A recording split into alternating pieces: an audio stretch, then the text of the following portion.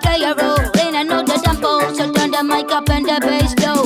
Living in an old trip, that was slick. But I skip up a lip, stretch my best up. So I sip on a spit without the skin. Instead I put it in a mix. I make with the space and reach it, me now licks. I got hi to all tuning in to RiddimOperator Radio Show and of course followers of Reggae.si.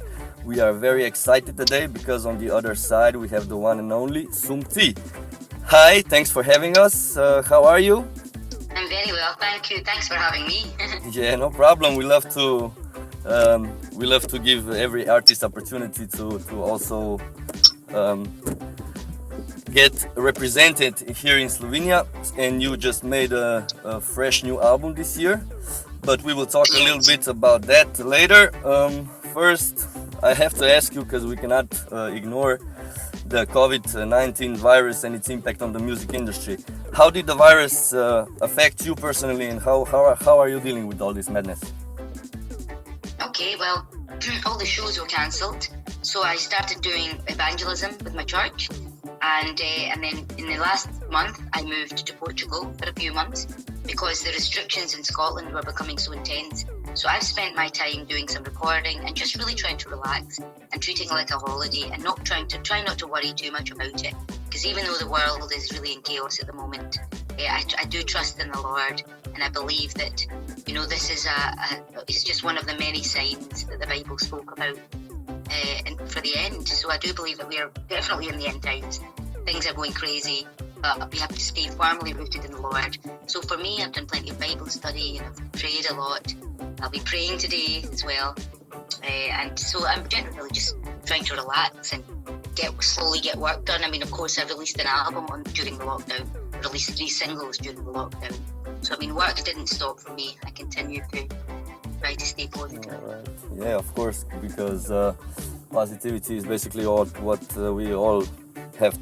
It's just that. Exactly. You have to stay positive. Yeah, now we have an opportunity to really shine our light in such a dark time. We have an opportunity to be available to help others and to unite with other people to make sure that we're all going to be okay. Like you said, no shows, concerts, events, festivals. Here in our country, basically, politicians have done nothing to help musicians and workers in this industry. How is it with you? How did you get any help from the government? No, not really. I mean, there's a scheme in the UK called furlough. So a partial salary of my directorship as director of a company, I was able to get a small, a tiny little help, which is so small it was almost pointless. But apart from that, there's not really much help out there for the music industry in the UK. It's really bad. At least in France, I hear they've got quite a good support. But, the music industry, art isn't really as respected in the UK. So we haven't had much help at all. So many UK artists are really starting to grumble on Facebook, and they're starting to talk about how they really have to get back to work. They really have to get back to concerts. And yeah, it's a very, very strange time. Very strange. True. It's sad. It's sad because I know a lot of people involved also who are working, trying to make a living out of music, and it's just not there anymore. Let's talk about you a little bit. You grew up in Glasgow with 6 brothers, right? 6. 5 sisters and 1 brother. All right. I'm sorry, I read somewhere wrong. How was growing up for you? I mean, how do you remember your childhood? Oh, it was... How do I remember it?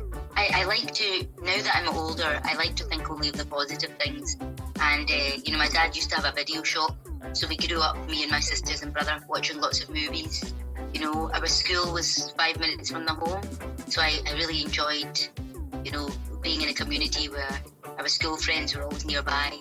I used to go and play out in the street a lot, and I really enjoyed that. I spent a lot of time in youth clubs, and I enjoyed that. The youth clubs existed to take young people off the streets so they wouldn't get into trouble. And I think it kept me out of trouble and made me more creative.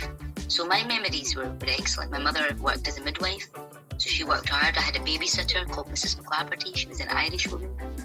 But generally, I remember my growing up positive.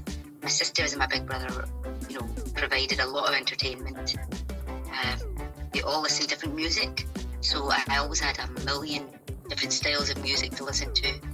I read somewhere also that at the age of 15 you were actively involved in a group called J Network, some Y Network. Y Network? Yeah. Yeah. The Y Network was actually called Youth Network, and we basically tried to link all the youth in Glasgow in all the different areas so that we could come together and create an almost mock version of the House of Parliament, so that we could have ideas to improve the system. And we used to meet up with local politicians and bring them our problems and grievances from the local area. So I suppose we played the role of kind of, fake members of Parliament, fake councillors, MPs, where we learned a lot about politics in this organisation. And we also had the help of the manager and the director of the youth projects in Scotland. So they obviously supported and funded it. But after a few years of being in this network, I realised that it was nothing more than an opportunity for politicians and the government to make it look as if they were listening to young people, but actually they don't listen to anyone. And so I eventually left. And after I left, it didn't take long for other people to leave, and eventually it fell apart. But it was a good memory. We used to meet up and sit around a big table, and people from all different parts of Glasgow represented a different area, and we all would bring the problems from our local area to the table and talk about it and ask what we could do about it and speak to the politicians about what they could do about it. It was a very interesting time. I definitely learned what a farce the political system actually is. It's just a lot of people sitting around a table, talking, leaving the table, and then not doing very much. At a very young age you discovered what politics is all about. Yeah, exactly. 15 years old, and I was already like, wow. I was in the Y Network till I was 18, and I remember discovering that it really wasn't for me. So then let's talk about, of course, your music. Your journey into recording started, I think it was in late 90s, right? Yes. So I know you recorded many songs, many singles, but your first solo album called Free as a Bird was released in 2015, right? Yes. Yeah. Why did you wait so long for the first solo album? I made lots of music and I had the opportunity to release it commercially. To be honest, I had a few albums out before, but they were more underground albums. So my first album was actually, in 2005. I released 2 albums with a German crew called Bus, but people don't really know about that. So I think if you went to discogs.com, you would discover that I've had several albums out. But the one that got the most attention was the one that was commercially released. And after that, because I had the commercial release, all the other albums are more commercial releases. That's why people hear about them. But I didn't actually wait long. But for the first time to release my own specifically solo album, I think it was, it's good to wait till you're really developed and you're confident before releasing. Otherwise, you end up releasing rubbish. So I suppose it's just the way it happened. Call it fate. All right. Fair answer. This year, of course, we get to listen to your newest album entitled The Arch.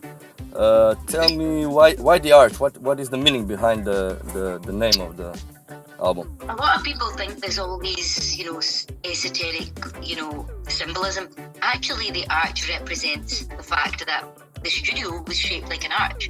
Right. Underground. It was made underground in a cellar that looks exactly designed like a catacombs.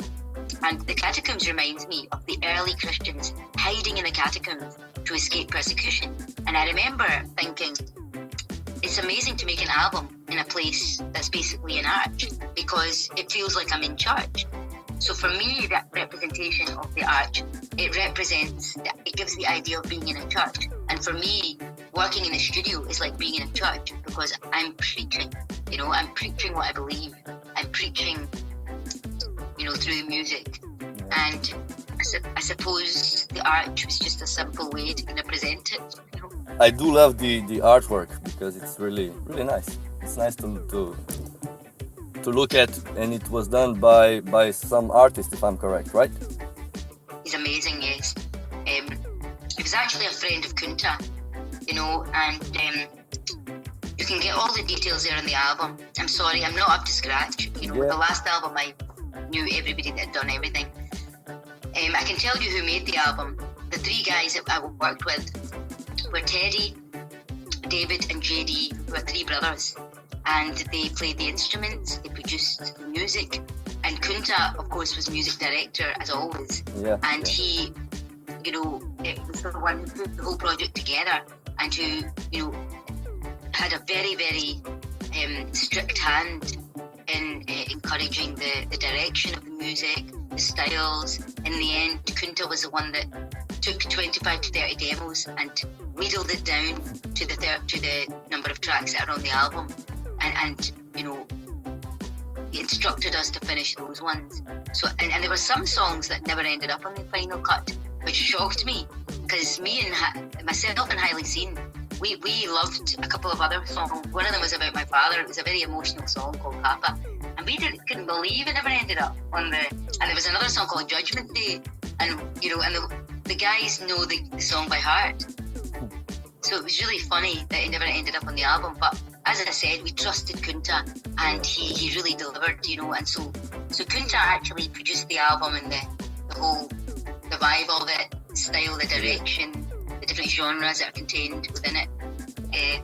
And the music was created by our three brothers that I mentioned to you. And, you know, we're very, very happy with the result. And as I said, the artist was a friend of Kunta's, and he did tell me his name at one point, but just off the top of my head, I can't remember. Yeah, I know. But, I read it's it. an amazing. I read it somewhere, but I cannot remember it also.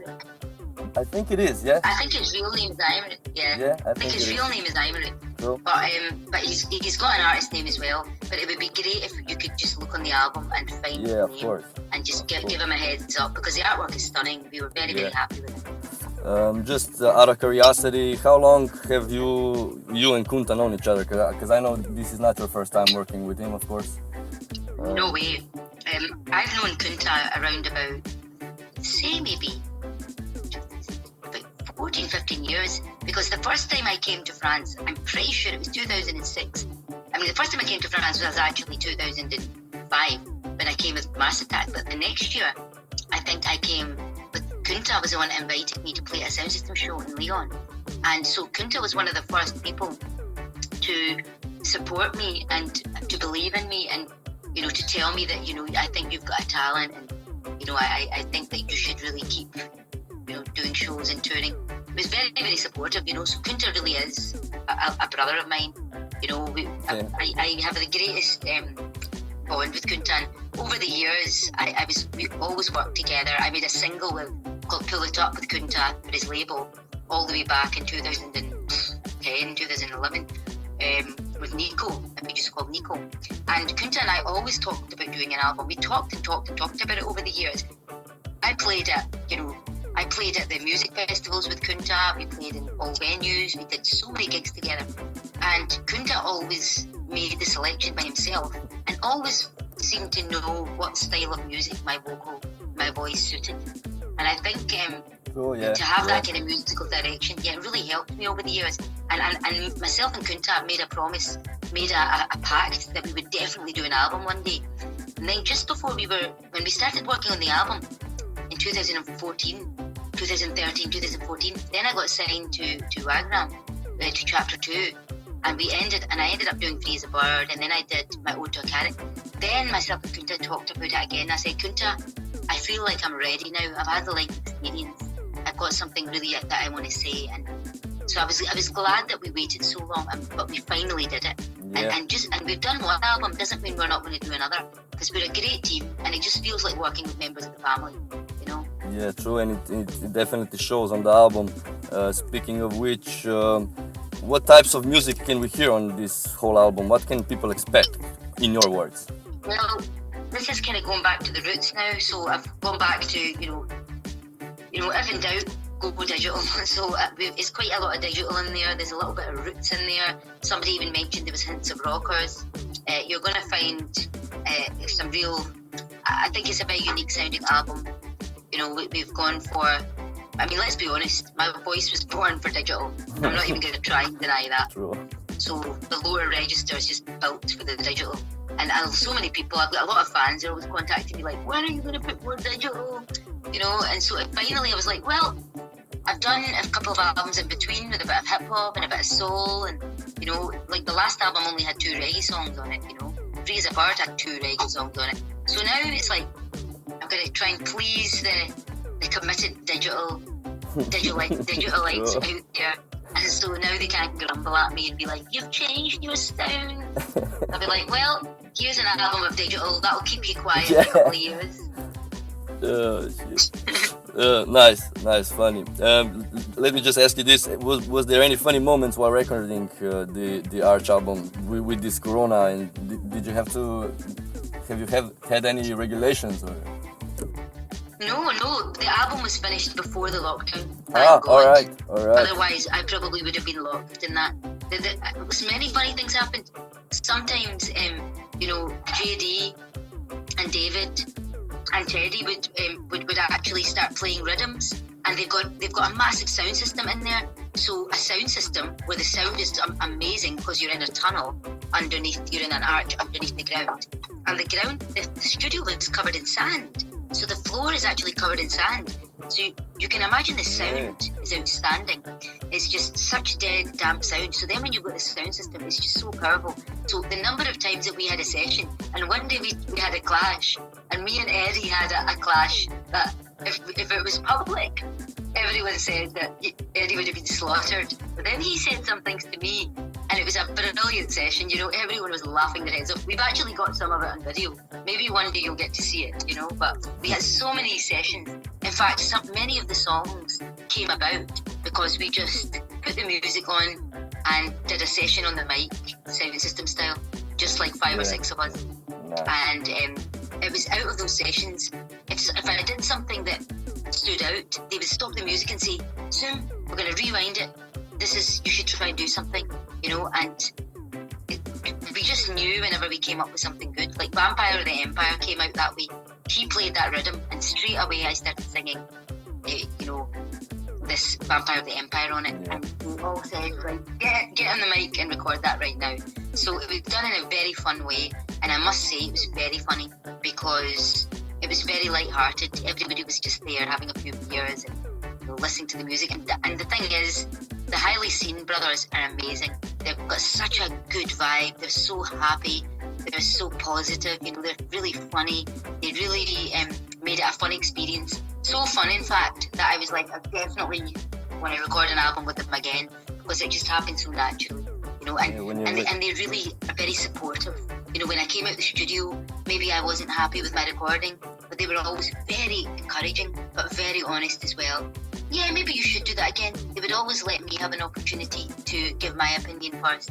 And, you know, they didn't have to worry about upsetting or offending me. There was no ego there. There was no, you know, hang-ups. There was no division. It was just like a bunch of brothers and sisters hanging out and trying to do the best that we could and encouraging each other and advising each other. So they advised me a lot and said, Soom, I really loved how you started, but then I think that this part, and you know, and so when I continued to work on it, it was amazing. They were very, very gentle with me, and yeah, they're the best crew to work with. I would recommend working with Highly Seen to every MC I know.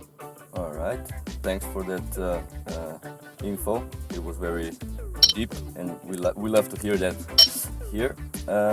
Let me just ask you: you are known as a strong songwriter with political messages and messages of all types.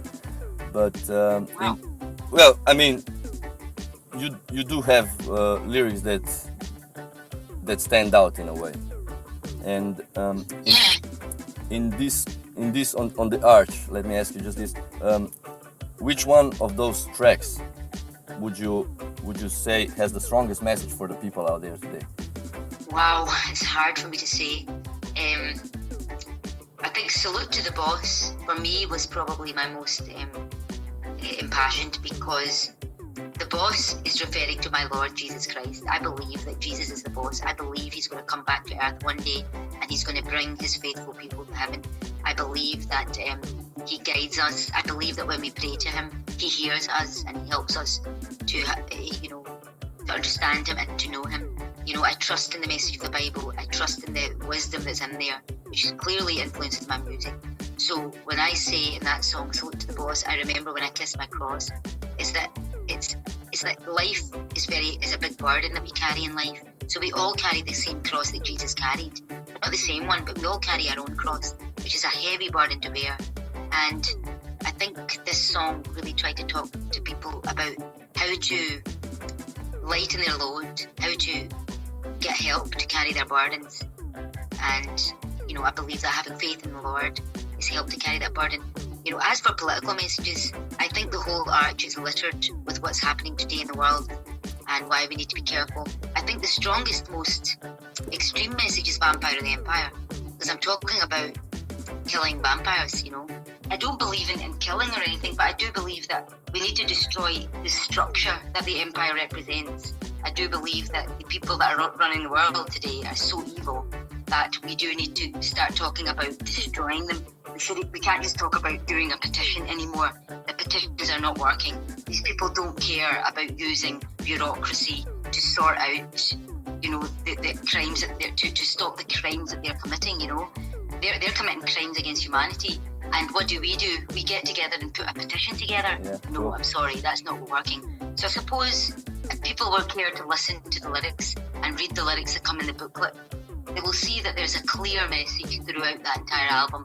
And I would actually encourage people to learn the lyrics so they can sing along and really understand what I believe I'm being used by the Holy Spirit or whatever to give. It's a message, it's a positive message, but it's a message that's born from a place of love for people and not wanting to see them suffer at the hands of despotic governments.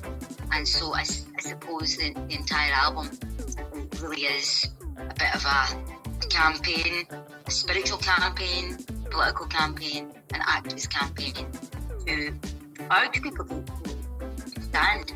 Now is the right time for the album to be released.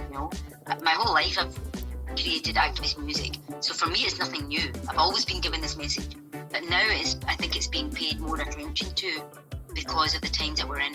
And suddenly I'm not so paranoid anymore. Suddenly people used to think I was just extremely paranoid and who's trying to control us? I'm living free. Yeah. Now that they see how the governments are trying to control every movement they're making, they're suddenly saying, hold on a minute, these people that have been saying this for years are maybe not so paranoid after all.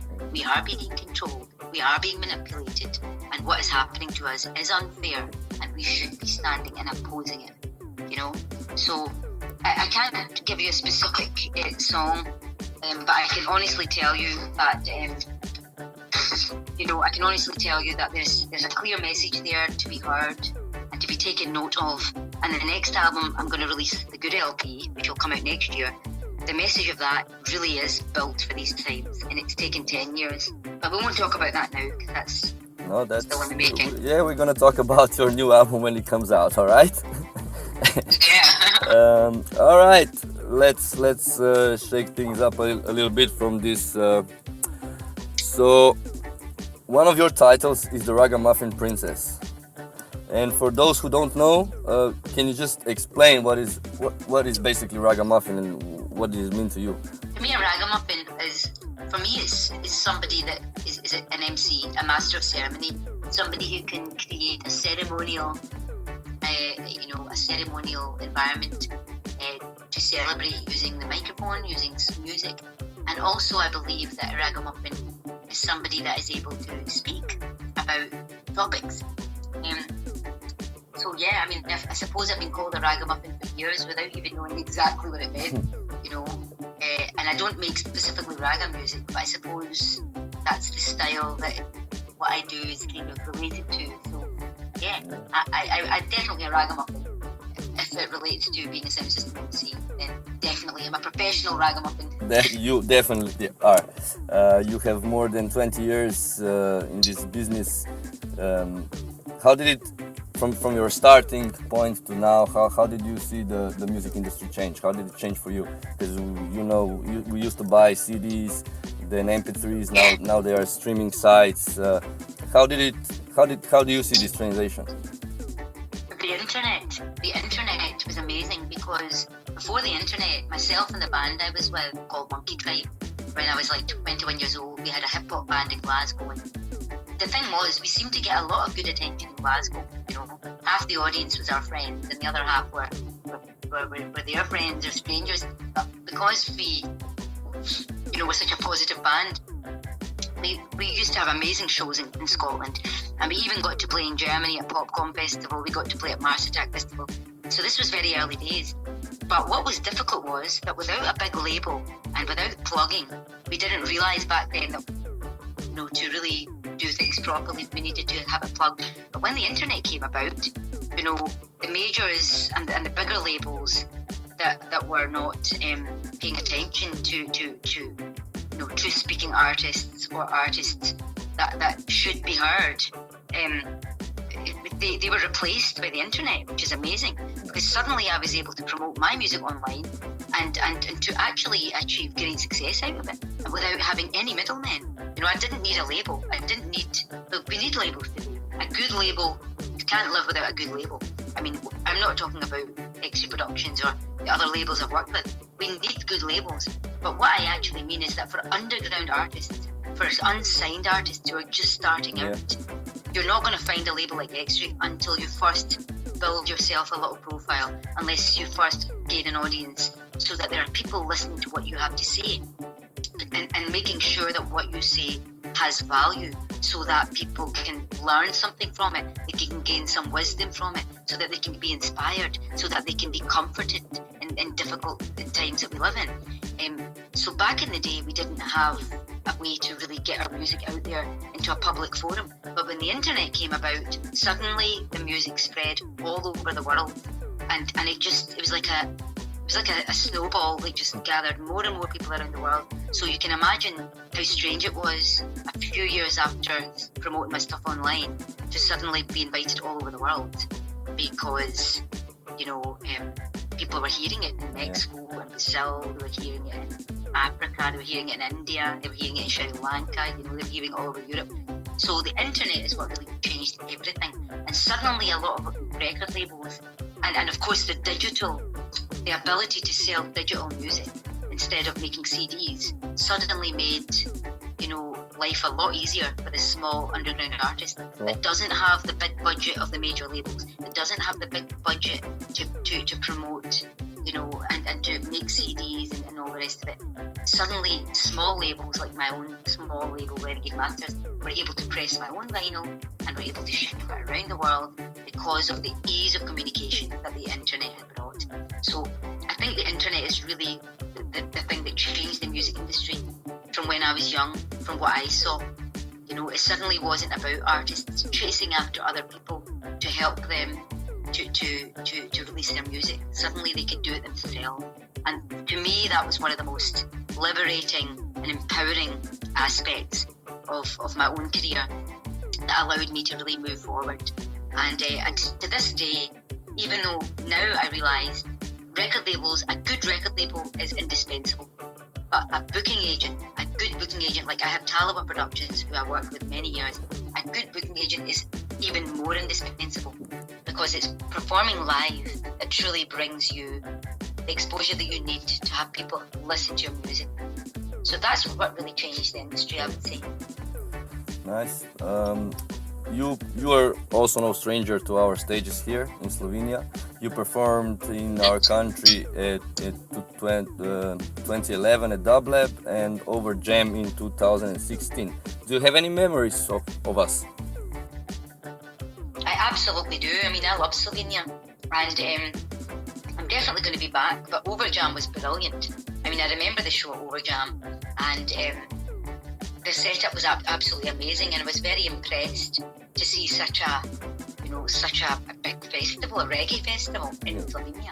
Because Slovenia is not a massive country, and so for there to be such a big reggae movement was very inspiring.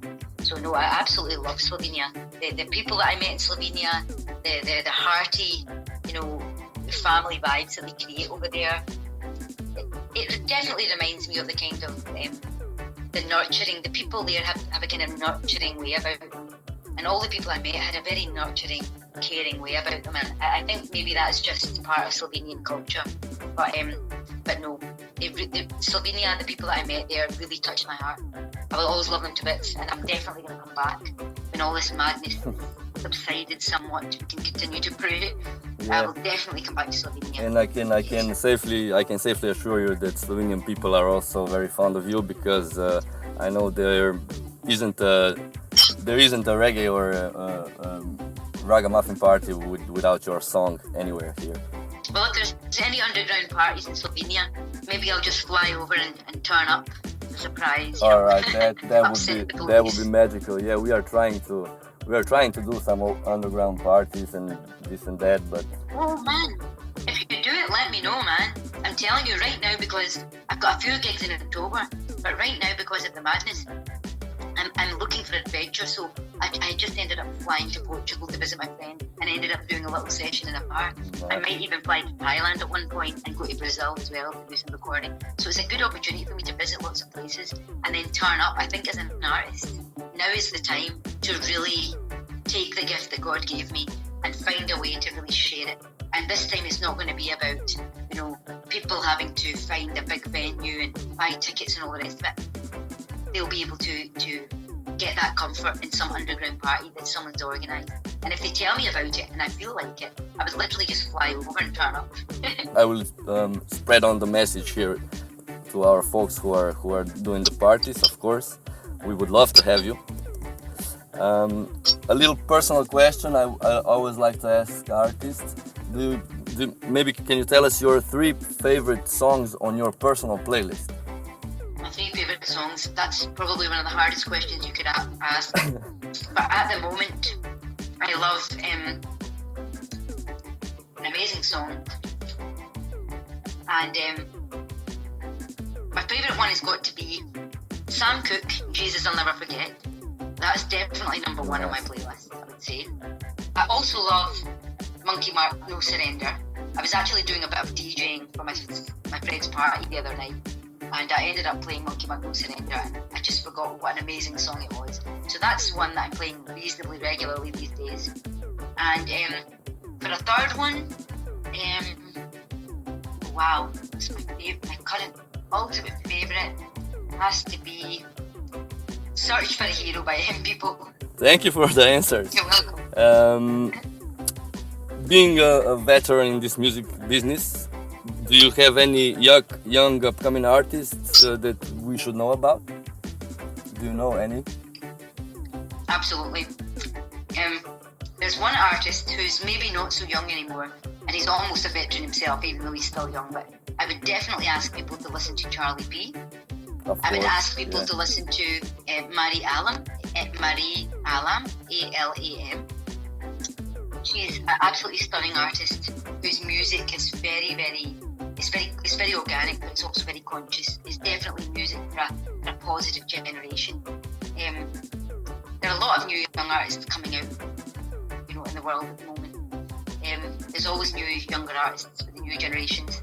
But in France is where I'm more exposed to the new artists that are starting to lift their heads. And I would definitely ask people that there's another amazing artist who's also starting to, he's maybe not so young, but he's just recently started making music. And his name is Lidiop. All right. You heard of Lidiop? Lidiop. Check this guy out, man. He's amazing. He was discovered in an underground. A guy in France was just playing his guitar, and his friend was making a video. And then this guy comes out the underground, the train station, and starts to sing with him. And it was amazing, And this video, I think, almost went viral. And before you know it, this guy is now making an album, and his stuff is amazing, And he actually works with friends of mine. But these are some of the artists I would ask you to give a heads up to. There's of course other reggae artists as well, younger artists like LMK. I would definitely give that girl a heads up. She's been very committed over the last few years. I met her the first time when she was only 19, and now she makes all the veterans proud because she's now putting out her third or fourth album, and she's got a wonderful voice, very soulful, very beautiful. I will make sure I will go check it also. We talked about that next year you're gonna drop another album, but working on any new projects also besides the album? Yes, I've actually made a Christian album made out of nothing but vocals. So it's made from, it's choral music. It's just made with voices, like a choir. Yeah. This kind of music, yeah. All right. And so I've made a whole album of this. And then I've done the backing, I've done the bass line, I've done the guitar, I've done a beatbox. And it's very interesting. I'm dying to share it. It's going to be released at some point. And right now I'm going to start arguing with my label about how it would be best to put this out, because it's nothing like the reggae stuff. It's on a different universe. So totally Very, different. very interesting. If you send me your contact, I will definitely send you a link so you can have a listen. I would love to hear it, of course. Beautiful. Let's just tell the people where can people follow you, check you out, buy your music. Where are you on the internet? Yeah, my website is www.soom and then a small line soomT.com. So just www.soomT.com, but there's a small line between the Soom and the T, and then they should find my website. But they can also find me on Facebook. They can join the Soom T Facebook page. They can join Instagram, MC Soom T on Instagram. They can find me.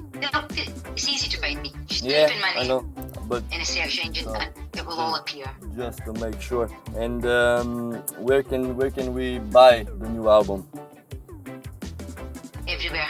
I mean, just go online, you'll be able to find it. So basically, and I'm sure a lot of all the good record shops will have it as well. They should have the vinyl, they'll have the CDs. But if you can't find it in a shop, which you probably should be able to, because otherwise, if you can't, then there's no justice in this world. Then you just go online, you'll find it no problem at all. It's easy to order. You can even order it straight from X-Ray Productions. The website X-Ray Productions Music, reggae music. You should be able to find that online. All right. Yes. So people listening, make sure to go check out Soom T and the freshest album, and give it a listen, a good listen, because there are lyrics to listen, not just the melody, right? Absolutely. There's something to be said, something to be heard. There's no doubt. Thank you very much, Soom T, and stay safe. And thank you for the time. Bye. Thank you very much. Bye-bye. God bless you. Bye-bye. This is the original Soom T. I want to big up Reggae.si. It's time to turn it up and fly high. It's time to do things right. Yes, it's time to find the truth in the life. And Reggae.si, turn it up and fly.